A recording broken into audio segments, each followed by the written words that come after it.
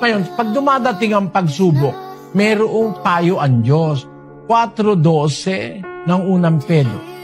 Mga minamahal, huwag kayong mangagtaka tungkol sa mahigpit na pagsubok sa inyo, na dumarating sa inyo upang kayo'y subukin, na waring ang nangyayari sa inyo'y di karaniwang bagay, kundi kayo'y mga galak, sapagkat kayo'y mga karamay sa mga hirap ni Kristo, upang sa pagkahayag ng kanyang kaluwalhatian naman ay mga galak kayo ng malabis na galak.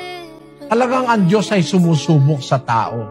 Pag nasubok ka, it is for your advantage. Pagkatapos na mapatunayan ng Diyos na mahal mo siya, wala ka ng problema. Mamahalin ka rin niya, bigyan ka niya ng mabuting asawa, bibigyan ka niya ng mabuting anak. Nakasulat kasi yun eh. Salamat sa Diyos